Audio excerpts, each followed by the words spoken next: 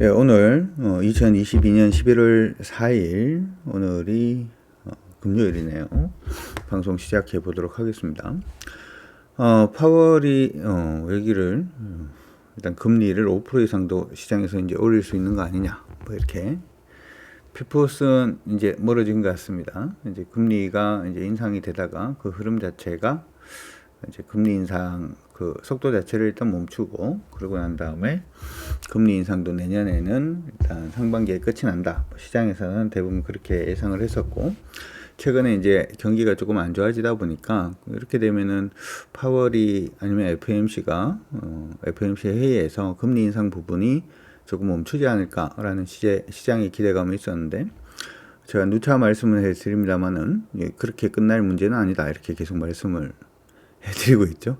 나라가 유럽의 나라가 되었던 나라가 한 2개 정도는 부러지는 모습이 제대로 보여줘야 글로벌 수요 자체가 소위 말해서 박살이 나고, 글로벌 수요가 박살이 나야 인플레이션이 잡히는데, 이 박살이 난다라고 하는 부분은 예전에 얘기를 할 때 여지를 남기지 않고 그냥 무너뜨릴 그러한 모습. 예전에 사실 이제 항상 인플레이션이 터졌을 때마다 미국의 행보는 그랬습니다.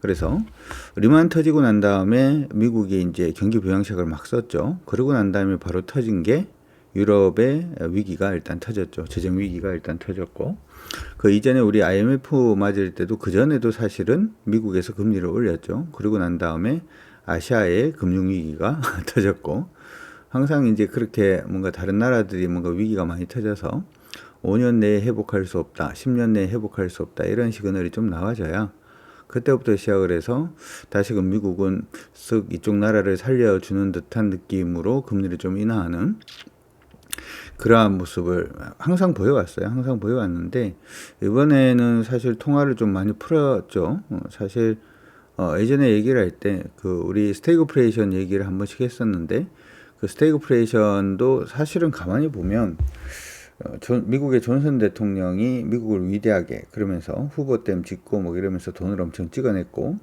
그때 이제 월남전도 있었어요. 그렇죠? 베트남전도 있어서 베트남전 때문에도 돈을 엄청 찍어냈죠.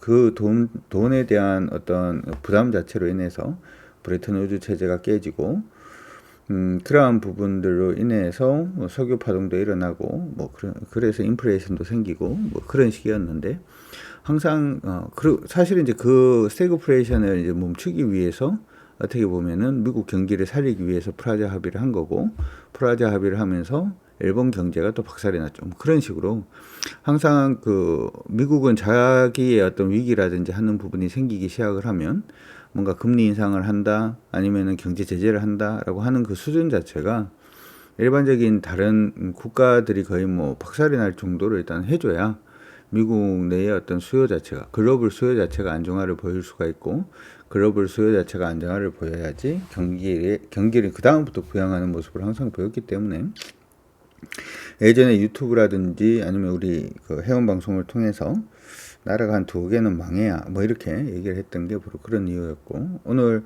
얘기가 나오는 부분도 이제 그런 얘기들인 것 같습니다. 그냥 그런데 거기 안에서 우리 시장 한번 보도록 하죠. 먼저 이제 나스닥이 그러다 보니까 굉장히 좀 큰 폭으로 하락을 했습니다. 미국이 금리 인상을 완만하지만은 지속적으로 한다라고 얘기를 하는 부분에 대한 얘기는 어떻게 보면 달러와 강세가 계속 좀 이어질 수 있다라는 얘기로 들리고요. 달러와 강세가 계속 이어진다면 소위 말해서 이제 나스닥에 포함되어 있는 시장 안에서는 성장주기 때문에 밀린다, 이렇게 얘기를 하는데, 저는 개인적으로 성장주기 때문에 밀린다 이렇게 생각하지는 않고요. 이들 기업이 미국의 입장에서 봤을 때는 수출 기업이기 때문에 달러가 계속해서 강세로 갈 수 있는 금리 인상을 지속한다라는 얘기는, 이 회사들이 중국이라든지 유럽에서 아무리 돈을 벌어도 달러 베이스로 환산을 하면 지금 한 20% 30% 정도 이익이 감소하는 그러한 이상한 모습을 좀 보여줄 수 있기 때문에 지금 나스닥이 조금 더 하락을 했다, 개인적으로 그렇게 생각을 합니다. 기술주 같은 경우에도 사실 그래요. 이제 반도체라든지 하는 부분에 대한 얘기들 그 부분도 반도체 수요가 공급이 이렇게 얘기를 합니다만은, 실질적으로는 PC 수요 자체가 줄어들면 당연히 그 PC 안에 들어가는 CPU라든지 아니면 D램의 수요 자체가 감소하는 거하고 똑같은 효과죠. 스마트폰을 사람들이 바꾸지 않으면 스마트폰에 들어가는 모바일 디램이 안 팔리는 거하고 똑같죠.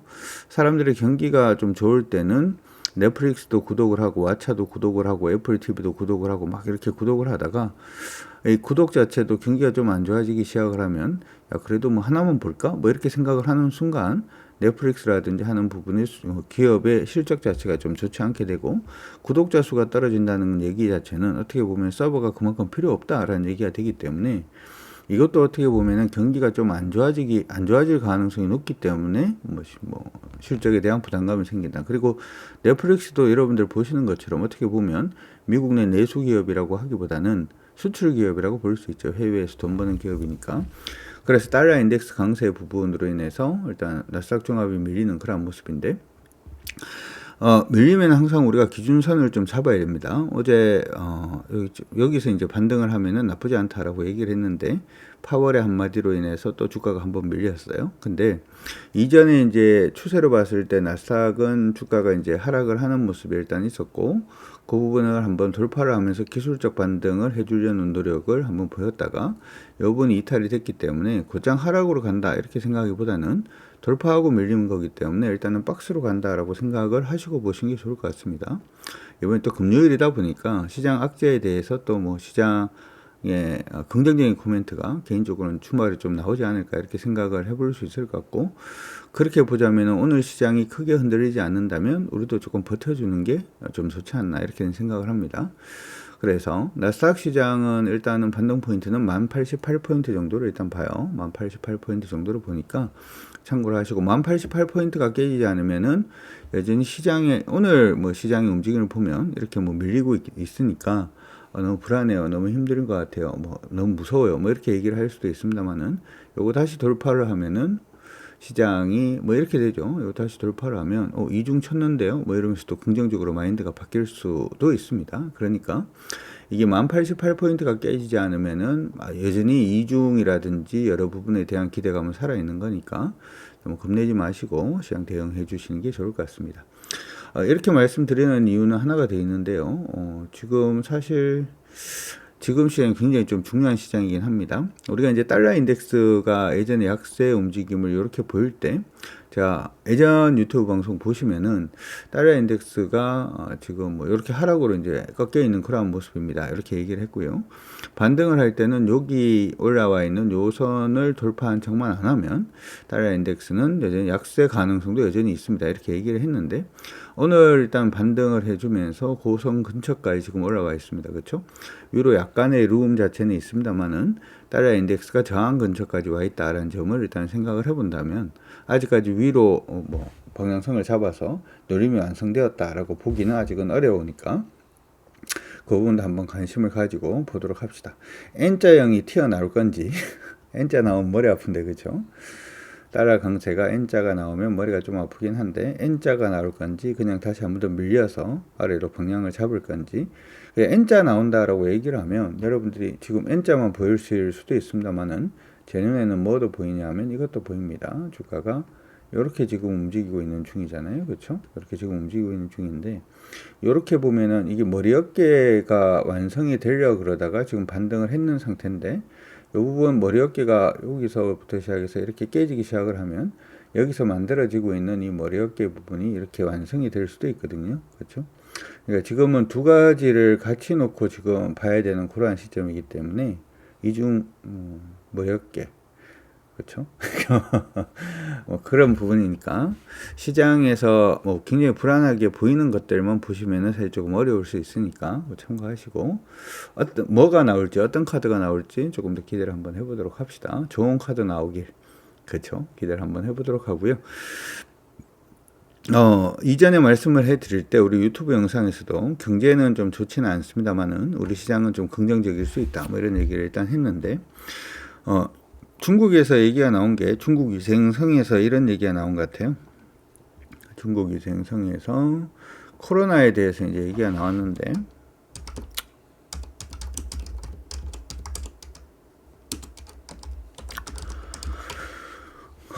지금 코로나 부분에 있어 가지고 계속해서 제로 코로나 부분에 대한 얘기들이 계속 나오고 있는 것 같습니다. 제로 코로나에 대해서 계속 좀 얘기가 나오고 있는 것 같아서 지금 우리가 어제 같은 경우에는 3월 달에 일단은 코로나 부분이 중국이 좀 풀릴 수 있다라는 시장에서는 그걸 호재라고 생각을 하던데 저는 그게 악재라고 생각을 하거든요.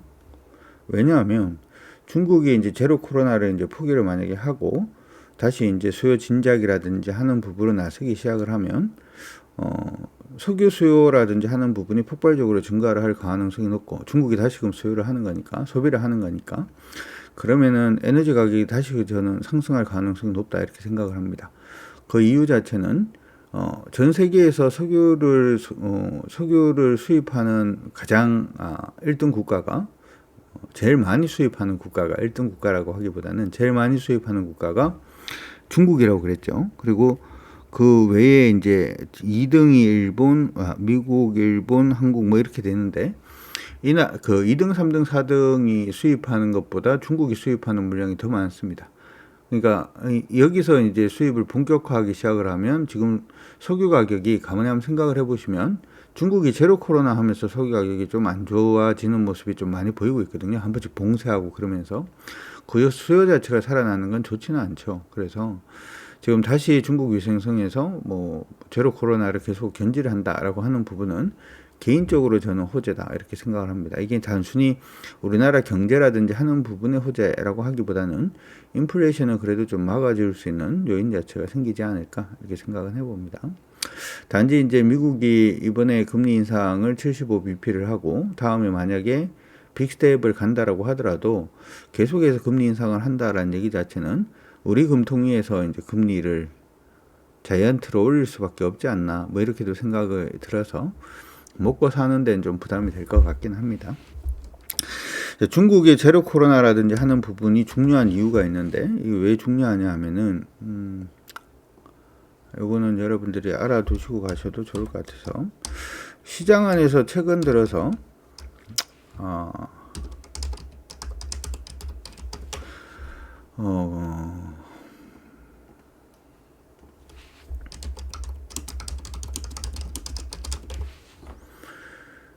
뉴스를 통해서 한번 보도록 하죠.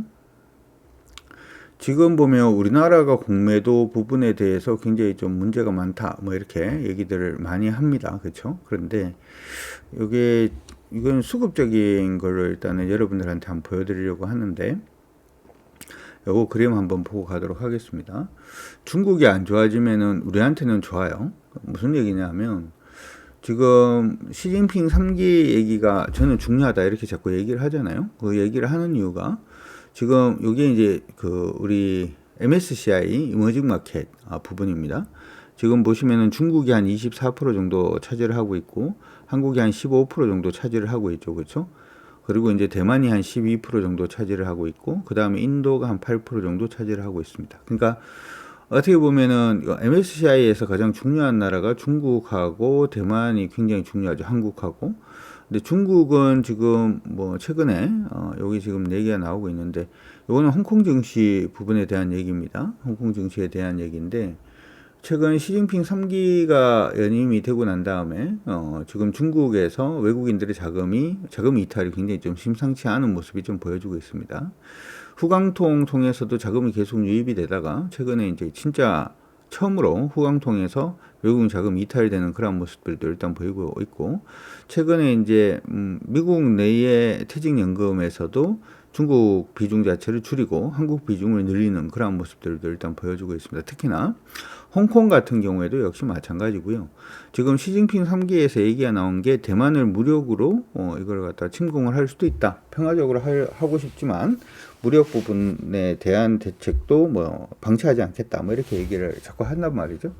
이 얘기 자체는 가만히 보면 MSCI에서 리스크가 생긴 게 중국은 이제 성장성 자체가 지금 떨어지고 있고 제로 코로나 계속 한다 그러면 그것도 좀 많이 힘들어지고 있고 글로벌로 봤을 때 중국의 인권이라든지 아니면 중국의 반도체라든지 하는 부분에 대해 가지고 계속 제재를 하고 있고 중국은 제로 코로나를 하고 있으면 당연히 성장률 자체가 떨어지고 일반적으로 성장률이 떨어진다라는 얘기 자체는 그 나라의 수익률 자체도 떨어진다 이런 얘기가 됩니다. 그렇기 때문에 중국에서 자금이 일단은 그래서 이탈을 하고 있는 모습이 나타나고 있고요.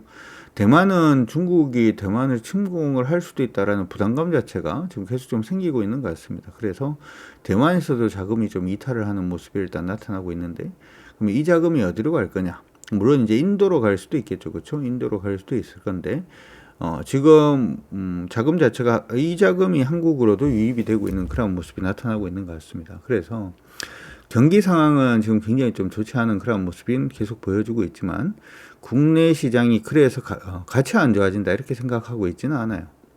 이해가십니까? 이해가시면 1번 한번 확인해 주시고, 그래서 지금 최근 들어가지고 제가 외국인 수급이 조금 수상하다 이렇게 얘기를 한번 해드린 적이 있죠. 요때 정도의 말씀을 해드린 것 같은데, 외국인 수급 자체가 그래서 지금 계속 좀 유입이 되고 있는 모습이 나타나고 있고, 심지어는 페드에서 금리 인상을 계속 한다라는 얘기가 있음에도 불구하고 외국인 매수는 계속 좀 지속이 되고 있는 모습이 보이고 있습니다.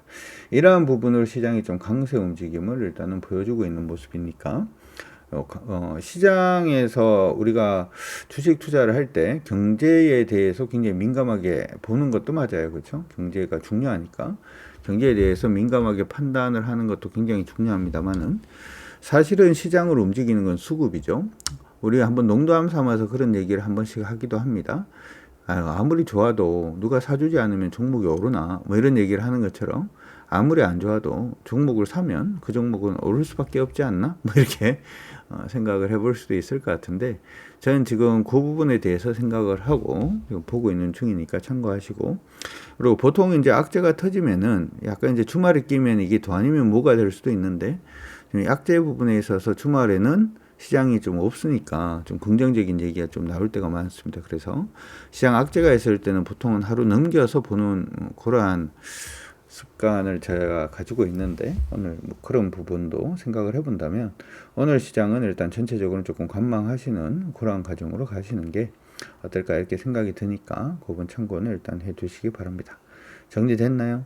시장에 대해서 그래서 제가 항상 얘기를 합니다만은, 시장이 좀 안 좋아지는 부분, 미국 시장이 안 좋아지는 부분, 이런 부분에 대해서 항상 내용을 찾다 보면 대부분의 언론들은 안 좋아지면 안 좋아지는 이유에 대해서 설명을 해야 되죠.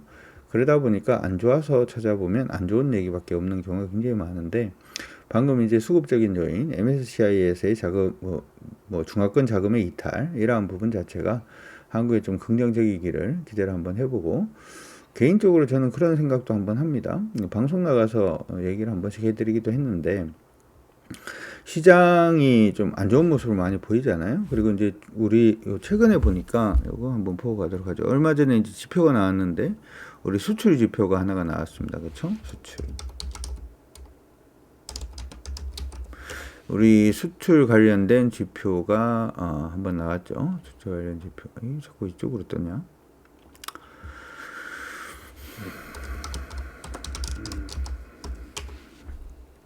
최근에 우리 믿었던 수출마저 이러면서 이제 시장에서 뭐 기사들이 막 뜨기 시작을 했습니다. 악재죠, 그렇죠? 지금 보면 수출이 그다지 좋지 않게 나왔다라는 얘기, 믿었던 수출마저 중국 반도체 감소 여파에 2년 만에 깎였다, 뭐 이렇게 얘기가 나오고 있고, 우리나라 수출 증가율이 24년 만에 감소로 돌아섰다.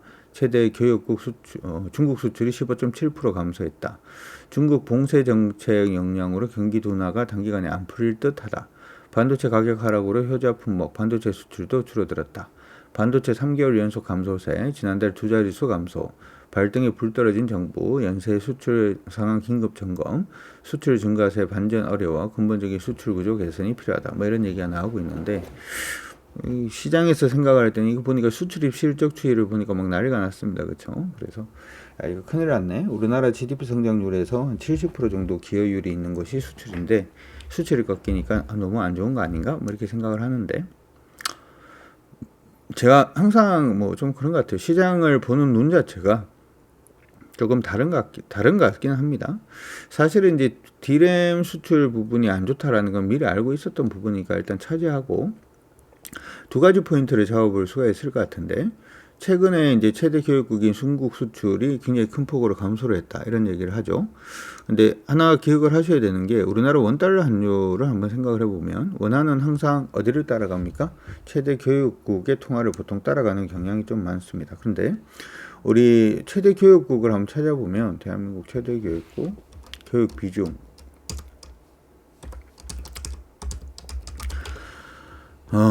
우리 교육 비중을 한번 찾아보도록 하죠. 찾아보면 우리나라가 이제 수출을 많이 하는 나라들에 대해서 한번 보도록 합니다. 대외 교육 비중을 보게 되면 우리가 중국이 굉장히 높다는 건 알고 있죠. 중국이 굉장히 높다는 건 알고 있는데 중국이 굉장히 높은데 그 다음에 미국이죠. 그러니까 중국 비중이 낮아지기 시작을 하면은 가만히 있어도 미국 비중이 높아지는 그러한 효과가 일어날 수밖에 없고 미국 비중이 높아진다는 얘기는 원화가 달러를 따라갈 가능성이 굉장히 높다는 얘기가 되죠. 그러니까 타통화 대비해서 지금 약세 움직임을 굉장히 강하게 보여주고 있는데 이 부분 자체는 중국의 경제 성장률이 굉장히 좀 둔화하고 있기 때문이다. 이렇게도 봐줄 수가 있죠. 근데 미국과의 교육 비중이 그래서 커지는 현상이 일어나게 되면 우리나라 통화는 예전 IMF 이후처럼 다시금 달러를 따라갈 가능성도 높습니다. 그렇게 보면 이것도 그렇게 악재 부분은 아니다. 이렇게 생각도 하고요. 묘하게 생각하죠. 두 번째로 생각을 해야 되는 부분은 원래 우리나라 수출이 줄었어요. 계속. 예전에 이제 시장 안에서 이제 파악을 하는 부분은 요 그래프 보시면은 지금 이게 수출이 줄었는 게 이게 지금 월간으로 일단 보여줘서 그런데 연간으로도 대중 수출 비중은 계속 줄었거든요. 대중 수출 비중은 연간으로 봐도 계속 줄었어요. 왜 계속 줄었냐 하면 원래는 우리나라가 뭔가 이제 그 부품을 만들어서 중국에 갖다 주면 중국은 그 부품을 가지고 조립을 해서 해외에 파는 그런 식의 그런 식의 어떤 수출을 했었는데 중국이 자국의 이제 기술력이 좀 많이 좋아지다 보니까 우리나라한테 이제 제품을 수입을 안 하고 자기들이 뭐 부품을 만들어서 자기들이 모듈화를 해서 자기들이 수출을 하기 시작을 하니까 당연히 우리나라에서는 그쪽으로 이제 부품 공급하던 부분 자체가 계속 줄어들 수밖에 없겠죠. 이해가 딱 2번. 그래서 지금 가만히 보면 옛날에는 LCD부터 시작해서 OLED 뭐 이런 부분들 아니면은 저가형 반도체부터 시작을 해서 뭐 여러 부분들 뭐 LED도 마찬가지고요. 그러한 부분을 대부분 우리가 이제 제품을 수출해주면 그 수출했는 부분 가지고 중국이 이제 조립을 해서 팔았죠. 우리가 극단적인 예로 한번 생각을 하면 삼성 디스플레이가 원래 소형 디스플레이 부분에서 점유율이 90% 정도 됐거든요. 거의 독과점이죠. 딴 데서 못 따라오니까 그렇게 했었는데 지금은 제가 알기로는 이게 굉장히 많이 줄었습니다. 줄었던 이유가 중국에도 이제 디스플레이를 어느 정도 만들기 때문에 자기들 거 쓰는 거죠. 그런데 지금 보면 중국이 봉쇄 정책을 한다라는 얘기 자체는 가만히 생각을 한번 해보면 중국이 이들 제품을 생산하기가 쉽지 않다라고 하는 부분입니다. 여러분들이 중국의 코로나 봉쇄 아마 뉴스 통해서 하면 한 번씩 보셨을 텐데 시장 얘기해야 되는데 오늘 이상한 얘기를 자꾸 하네요. 장 출발하고 여러분들 불안해 하실 것 같아서 제가 이게 이제 항상 이제 양면을 가지고 있죠. 불안한 것만 가지고 있는 건 아니니까. 중국이 봉쇄하는 거 여러분들 보셨을 겁니다. 이 사람들 아예 밖에 나가지도 못해요. 우리나라의 경우에는 봉쇄할 때 기억나시죠? 휴대폰 집에다 두고 잠시 밖에 나갔다 오고, 그렇죠? 뭐 그러다가 이제 잡히고 뭐 이런데 중국은 아예 진짜 봉쇄죠. 사람들 출근 못해요. 출근을 못한다는 얘기는 공장이 안 돌아요. 공장이 안 돈다는 얘기 자체는 중국에서 만약에 아까 모듈이라든지 부품을 받던 글로벌 회사들, 유럽 회사라든지 미국 회사의 경우에는 중국에서 부품 받기가 되게 부담스러울 거예요. 왜냐하면 코로나 누가 하나 터져버려서 그 지역 봉쇄돼 버리면 제품이 안 나오잖아요. 저번에 우리 상해 봉쇄되는 걸 한번 봤죠. 그러면 여기에 대한 대체 부분도 한국이 될 수도 있다고 생각을 합니다. 그래서 수출이 전체적으로 감소하는 부분은 부담스러운 것도 맞습니다만은 우리가 주식의 입장에서 봤을 때는 우리 그 코스닥 IT 기업들이 중국의 봉쇄로 인해서 조금 수혜를 받을 수 있는 부분도 저는 충분히 있다 이렇게 생각을 합니다. 그래서 그런 부분들도 여러분들이 생각을 하셔서 단순히 시장 악재에 대해서 전부 다 얘기하는 그 악재에 대해서 너무 부담스럽게 생각을 안 하셨으면 좋겠습니다. 알겠다. 2번 한번 확인해 주시고. 사실 이제 시장 흐름을 봐도 지금 그렇죠. 미국이 지금 나스닥이 이렇게 빠지면 나스닥 달러 인덱스 이렇게 오르고 나스닥이 이렇게 빠지면은 1.7% 빠졌는데 지금 3일 동안 지금 보면은 11월 달에 들어서 11월 1일 화요일 날 지금 종가 기준으로 봤을 때 0.89%, 저가 기준, 지금 저가 기준으로도 거의 1%대 하락을 했고요. 그 다음 12월 2일 수요일 같은 경우에도 거의 3.3% 정도, 3.3% 정도 하락을 했죠. 이것만 해도 벌써 4% 이상 하락을 했고, 오늘 또 하락한 게 1.95% 하락을 했으니까 시장이 지금 3일 만에 5% 이상 하락을 한 거죠. 그런데도 불구하고 지금 우리 시장은 3일 동안 안 빠지고 있잖아요. 그렇죠? 그러니까 이게 뭔가가 시장 단순히 악재라고 하기보다는 수급적인 요인 자체가 변하면은 시장이 조금 더 강세를 보여줄 수 있는 부분도 있으니까 우리는 원래 우리가 하던 대로 합니다. 오케이? 알겠다. 1번. 원래 우리가 하던 대로. 어제 이제 어떤 분이 그런 얘기를 하셨어요. 시장이 지금 저항선 근처에, 대표님이 얘기할 때도 지금 저 거의 뭐 저항선 근처에 와 있다라고 하던데 물량을 줄일까요? 이렇게 얘기를 하신 분도 계시죠. 제가 여러분들한테 드렸던 얘기는 이 얘기였어요. 조금 있다가 비가 온다라는 일기예보가 있으면 비가 안 오는데 우산을 쓰는 게 맞나요? 아니면 비 떨어지는 거 보고 우산을 쓰는 게 맞나요? 이렇게 말씀을 한번 해드린 적이 있습니다. 예, 비 온다는 일기예보만 듣고 저쪽에 서울에 비가 오고 있어요. 아니면 인천에 비가 오고 있어요. 라는 얘기를 딱 들으니까 여의도에서 그냥 우산을 쓰는 순간 이 사람은 저 사람 도대체 뭐지? 뭐 이렇게 비가 오나? 그래서 저 사람 제정신인가? 뭐 이런 얘기를 많이 듣는 것처럼 시장도 어떻게 돼 있냐면 올라가던 흐름 자체가 꺾이면 그때부터 시작을 해서 시장에 대해서 좀 현금화를 한다든지 하는 부분에 대응을 하는 거지 우산을 미리 펴지 않듯 시장의 흐름이 깨지지 않았는데도 불구하고 미리 현금화하는 것은 옳지 않다. 불안하면은 일정 부분 뭐 차익 실현할 수 있는 부분은 차익 실현을 해놓는 것도 뭐 가능합니다만은 너무 급하게 대응 안 하는 게 시장은 항상 정답이었다라고 하는 부분 기억을 하시면서 봐주시면 좋을 것 같고 시장이 만약에 좀 흐트러져서 팔아야 되겠다라고 생각이 들면 예전에 우리 시장 올라가다가 요때 부러질 때 있죠. 요때 기억나시죠? 그렇죠? 요때 우리가 현금화 하자라고 얘기를 했는 것처럼 그렇게 또 현금화 얘기를 해드리도록 할 테니까 참고하시고 일단은 리딩 하는 대로 잘 따라와 주시면 좋을 것 같습니다. 화이팅 합시다. 화이팅 한번 치고 계속 가도록 하죠. 자, 시장은 지금 보니까 뭐 옆으로 대표님 좀 이렇게 되고 있는데 라고 하지 마시고 이런 경우에는 시장을 분봉을 보시면서 체크를 한번 해 주시는 게 좋습니다. 지금 분봉 보시면은 어제였나요? 시장이 좀 조정을 받아주고는 있지만 전체적인 흐름 자체가 아직까지는 꺾이지 않았다. 그러니까 지금 보시면은 요 날이 지금 9월 29일인데요. 9월 29일부터 시작했던 시장의 반등, 9월 30일부터 시작했던 시장의 반등 자체는 아직까지는 꺾이지 않았다. 이렇게 말씀해 드렸고요. 저점 수준 계속 이렇게 올라가고 있는 모습이고 여기서부터 올라가던 흐름의 추세를 우리가 추세선 한번 잡아보면 이렇게 추세를 찾고 올라갔었고 여기서부터 추세가 한 번 더 전환되는 그런 모습이 일단 있었는데 이 추세선 깨지 않았다라고 어제 얘기를 했죠. 어제 오후 방송 얘기할 때 이 추세선에 조금 주목을 하시는 게 좋을 것 같습니다라고 말씀을 드렸고 오늘도 어떻게 최근에 어제도 이 추세선에 반등을 해주는 그런 모습이에요. 단지 조금 아쉬운 부분은 뭐냐면 이전 고점을 이번에 돌파를 해야 되는데 시장이 미국 시장이 조금 안 좋다 보니까 이전 고점 돌파 못하고 조금 흐트러지는 모습이 일단 보이고 있죠. 그래서 오늘 굉장히 단기적으로 본다면 지금 시장이 반등 포인트는 여기죠, 그렇죠? 지금 딱 보시면은 이렇게 돼 있잖아요. 반등 포인트에서 일단 반등은 했습니다.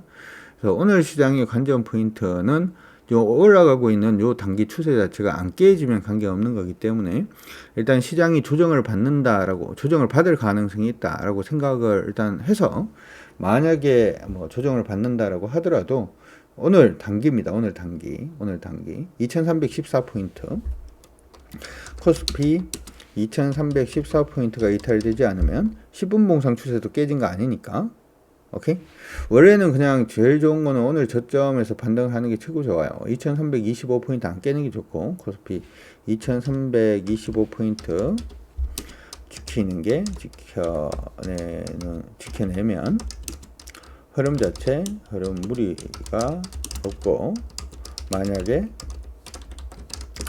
이탈한다 하더라도 요 2314포인트가 이탈되지 않으면 10분 추세입니다. 10분 추세. 여전히 10분 추세가 크게 무리 없습니다.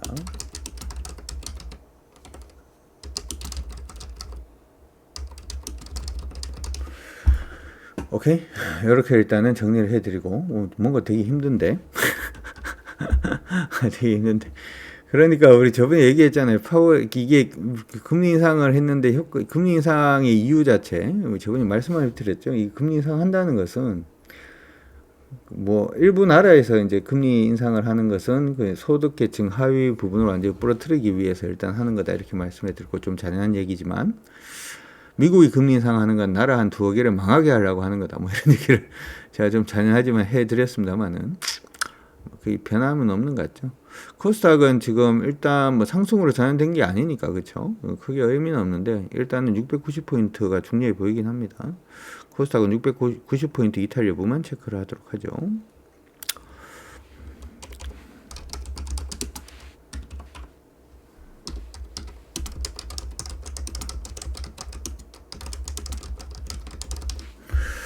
참고 일단 하시고 보도록 합시다. 자, 그 다음에 오늘 시장 얘기는 일단 해드렸으니까 오늘 시장 안에서 특징적인 종목들 특징적인 종목들 같이 한번 보도록 하죠. 자, 오늘 특징적인 종목들 보니까 승목이 밀리는 종목보다는 오르는 쪽으로 일단은 가닥을 잡아주고 있는 모습이 나타나고 있습니다. 이름에 조선주를 도대체 어떻게 해야 될지 됐다 고민이 되긴 합니다만은, 그렇죠? 현대중공업이 오늘 4.5% 정도 일단 강세 움직임 보여주고 있습니다. 특별한 뉴스는 나온 부분은 일단은 없는 것 같고요. 현대중공업 같은 경우에는 지금 뭐 일봉상으로 하락으로 내려가고 있는 중이에요. 오늘 반등은 하고 있습니다만은 지금은 반등하면 이제 기술적 반등 영역으로 지금 들어가고 있는 걸로 보이는데, 개별로는 뭐 해도 관계는 없을 것 같습니다. 들었다 1번. 개별로는 뭐 해도 관계는 없을 것 같은데 공식으로는 하지 않도록 할게요. 들었다 1번. 공식으로는 별로 할 생각 없고요. 자꾸 이러는 애들은 정신 차리고 난 다음에 하는 게 낫지 않을까, 이렇게 생각은 일단 해봅니다. 두 번째, 포스코 인터내셔널 올라갑니다. 포스코 인터내셔널은 조금 의미가 있어 보이긴 하네요. 여기서 밑으로 빠지고 있는 추세 한번 잡아보면은 이렇게 추세가 잡혀 있는데 이거 일단 돌파를 해주고 있는 모습이 나타나고 있죠. 포스코 인터내셔널은 어떻게 보면 자원 관련된 종목으로 우리가 인식을 하시면 돼요. 자원 관련된 종목으로 인식을 하시면 되고, 어차피 지금 봐도 자원 관련된 종목군들의 흐름 자체가 크게 나쁘지는 않기 때문에 이 종목은 여러분들이 한번 관심을 가지셔도 좋을 것 같습니다. 근데 이게 장중에 이렇게 뜨는 종목 하기가 사실 조금 부담스럽긴 하죠. 그렇죠? 부담스럽긴 하죠. 개별로 일단은 체크로 일단 보내드리고, 요거는 얼마만 안 깨지면 관계가 없냐 하면은 오늘 저가죠. 21,750원, 21,750원.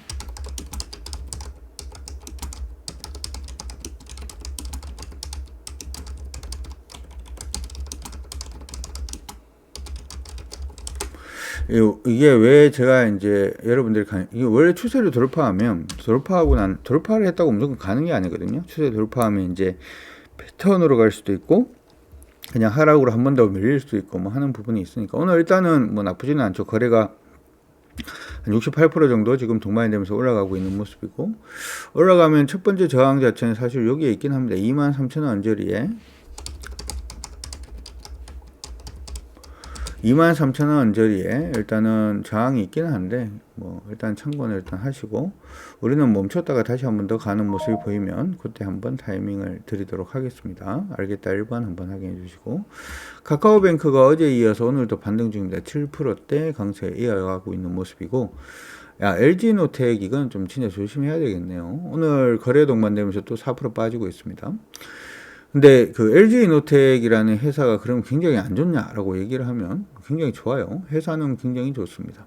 회사는 굉장히 좋고, 지금 어떻게 보면은 이번에 테슬라가 진짜 뭐 레이더 초음파 센서도 뺀다 뭐 이런 얘기도 일단 하던데 전부 다 카메라로 하겠다 뭐 이런 얘기죠.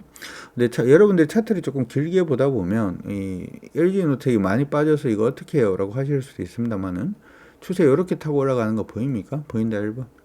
추세로 이렇게 그냥 타고 올라가고 있는 중이고, 이렇게 타고 올라가고 있다라는 얘기 자체는 이게 뭐죠? 이게 주파동이고 이게 조정파동이죠. 그렇죠? 이렇게 올라가는 게 이게 주파동이고 이게 조정파동이잖아요. 거의 다 오긴 했어요. 거의 다 오긴 했으니까 관심은 가져두세요. 관심 가져두시고, 요거 나중에 뭐 그렇게 될지 안 될지는 좀 지켜봐야 되겠습니다만은, 일봉상 추세 전환하는 모습 보이면은 뭐 공략을 할 수도 있으니까 참고는 일단 하시기 바랍니다. SKI 테크놀로지 좀 올라오고 있는 모습이고, 한국항공우주 다시 올라옵니다. 요거는 한국항공우주는 방산 관련해가지고 시장 안에서 관심이 굉장히 좀 많아지는 게 사실이죠. 우리도 이제 방산 관련된 종목들 지금 조금 진행을 하고 있기도 합니다. 그렇죠? 그래서 저번에 안전마진도 조금 챙겨놓고 했는데, 지금 보면 오늘 거래가 43% 정도 동반되고 있죠. 그렇죠? 벌써 37분에 34% 정도 동반되면은 나쁘지 않습니다. 그렇죠? 나쁘지 않고, 왜냐하면 그러면 오늘 거래 터진다는 얘기고, 이틀 동안 거래 줄다가 오늘 뭐 올라가고 있는 모습이니까 일단 나쁘지는 않습니다. 예전에 이제 요 종목 같은 경우에는 확장 가능성 때문에 우리가 약간 좀 부담스럽다 이렇게 얘기는 하기는 했는데, 뭐 확장 부분에 의한 추세 부분은 한번 요거까지 한번 체크를 해볼까요? 보통 종목이 밀렸다가 오르기 시작을 하면 항상 이제 여러분들이 반등 포인트를 한번 잡아보시는 것도 나쁘지 않은데요. 반등 포인트 잡아보니까 뭐 이렇게 돼 있네요. 61.8% 지점 반등이니까 정고점까지 상승은 일단은 좀 가능하지 않을까, 뭐 이런 생각도 일단 해보게 됩니다. 10분봉까지 볼까요? 오늘은 사실 종목 사기가 조금 애매해서 들었다 1번. 오늘은 제가 종목 사기가 되게 좀 애매해서 여러분들한테. 근데 방산은 일단은 나쁘지는 않죠. 그렇죠? 방산은 일단 나쁘지는 않고, 시그널을 일단 뜨긴 했습니다. 시그널을 일단 뜨긴 했는데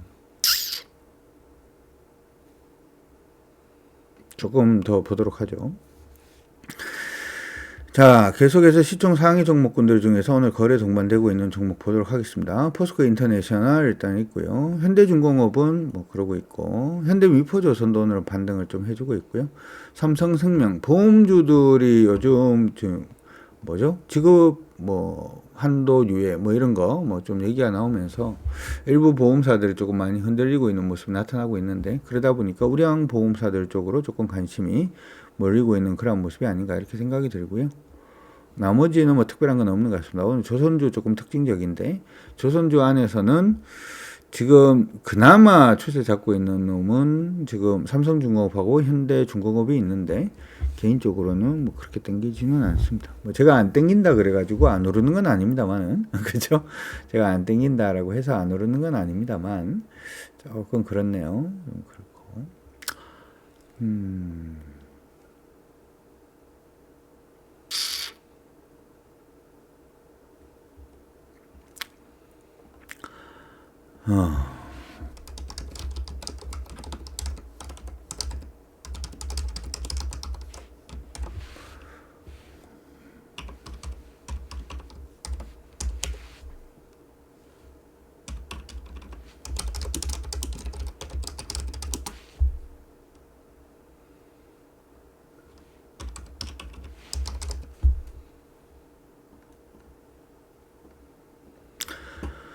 그렇게 일단 보고요. 코스닥은 사실은 그렇게 보고 싶지는 않아요. 코스닥은 왜 보고 싶지가 않냐면은, 여러분들이 그 항상 이제 시장 안에서 종목을 초이스를 하실 때 상승으로 가는 쪽의 시장에 조금 더 비중을 실는 게 좋아요.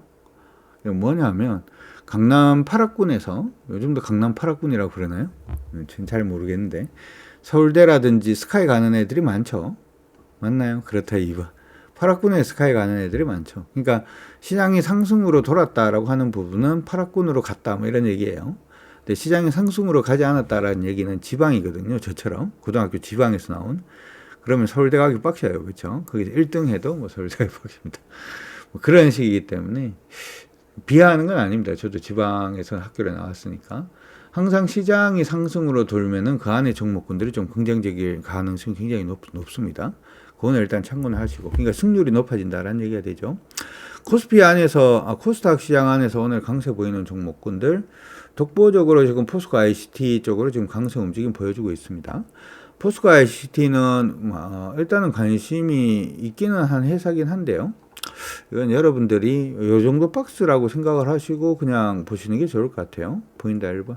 이 정도 박스라고 생각하시고 일단 봐주시는 게 좋을 것 같고, 박스로 봤을 때 박스권 안에서 추세 전환했는 거는 시간이 좀 지났습니다. 그렇죠? 지금 항상 제가 여러분들한테 종목의 매수 타이밍은 언제라고 말씀을 드렸냐면 진짜 그 종목을 한번 해봐야 되겠다라고 생각이 들면 기다리라 그랬어요. 그렇죠? 언제까지 기다린다? 추세가 전환할 때까지 딱 기다렸다가 돌파하고 한번 안착해주는 모습이 보이면은 이때가 바로 매수의 타이밍이다. 이렇게 말씀을 드렸었는데, 이거 같은 경우에도 지금 보시면 일봉으로 한번 돌파를 해주시고 여기 멈췄죠. 보이시죠? 그렇죠? 멈추고 난 다음에 이걸 진짜 해야 되겠다라고 생각이 들면 멈추고 난 다음에 이때 돌파입니다. 그렇죠? 보입니까? 보이는데 2번 한번 확인해 주시고, 돌파인데 약간 애매하긴 해요. 왜냐하면 돌파했는 수준 자체가 높지가 않아서 단지 이제 종가 돌파하기 때문에 조금 의미는 가질 수가 있죠. 그렇게 되면 이탈가를 여기다 잡아놔 놓고 그러고 난 다음에 종목을 몰고 가는, 이탈가 이탈 안 하면 홀딩하는, 뭐 이런 식으로 일단 하라고 얘기를 했죠. 그렇죠? 기억납니까? 기억난다 1번. 포스코 ICT는 지금 하기는 뭐 의미는 없는 것 같고, 하려고 그랬으면은 뭐 5,700원 언저리에서 했던 게 맞는 것 같습니다. 첨보 강세 움직임 보여주고 있습니다. 첨보는 우리 회원분들이 어제도 질문을 했던 종목들 중에 하나죠. 그래서 제가 여러분들한테 말씀을 드렸던 부분은 요거 돌파하면 한번 보셔도 나쁠 것 같지 않습니다. 이렇게 얘기는 했는데 오늘 뭐 돌파해서 4.3%까지 일단 강세 움직임 보여주고 있습니다. 첨보라든지 최근에 이제 이쪽 업종에 대해서 시장 관심이 굉장히 좀 많죠. 근데 오늘 좀 묘한 게 하나가 있는 게, 메리츠 증권에서 첨보의 실적 추정치 하향 조정을 했습니다. 그렇죠? 첨보에 대해서 메리츠 증권에서 실적 추정치를 하향을 했는데 외국인들이 사고 확 오르고 있는 그런 모습이 보여주고 있죠. 제가 항상 얘기를 합니다만은 애널리스트가 리포터 쓰는 부분에 대해서 펀드 매니저가 반응하지 않으면 의미 없어요. 애널과 싸웠나? 아니죠. 애널이 얘기를 하는데 안 먹히는 것 뿐일 수도 있고, 지금 보면 이 종목의 경우에는 최근에 외국인들이 많이 사고 있으니까, 그렇죠? 그렇다 1번. 외국인들이 많이 사고 있으니까 외국인들이 한국어를 잘 몰라서, 농담이에요 지금 한 얘기는, 한국어를 잘 몰라서 뭐 그럴 수도 있겠죠. 리포터 그래도 한번 체크하는 게 나쁘지는 않죠. 조금 찝찝하니까. 근데 악재가 있는데 올라가는 종목은 어떻게 보면 악재가 있음에도 불구하고 올라간다, 이렇게 생각하고 보라 그랬죠. 호재가 있는데 올라가는 종목은 호재가 있는데도 불구하고 올라간다. 호재가 있는데 빠진 종목은 호재가 있음에도 빠지고 있다. 뭐 이런 식으로 일단 얘기가 계속 나오고 있죠. 최근 들어가지고 지금 보면 첨보 같은 경우에도 신한에서는 굉장히 좀 긍정적으로 얘기를 하고 있는 것 같습니다. 목표주가 32만 원 일단 제시를 하고 있기 때문에 증권사 둘이 싸우고 있는 듯한 모습도 일단 보이고 있네요. 2차전지 시장이 계속 확대가 되면 전해질 시장도 확대가 될 수밖에 없습니다. 시장 안에서는 전고체 배터리 어쩌고 얘기는 합니다만은 우리가 가만히 한번 생각을 해보면 전고체 배터리 하려고 그러면 기존의 배터리 시설 자체를 다 바꿔야 되죠. 맞나요? 그렇다 1번.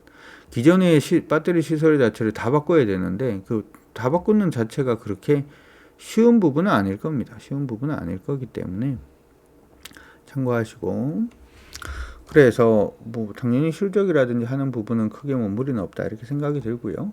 메리츠에서 안 좋은 얘기가 나오니까 조금 더 땡기는 그러한 기분도 드네요.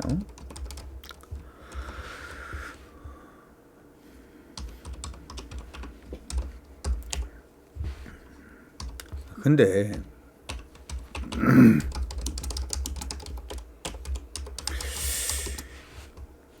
저는 사실 주식을 할 때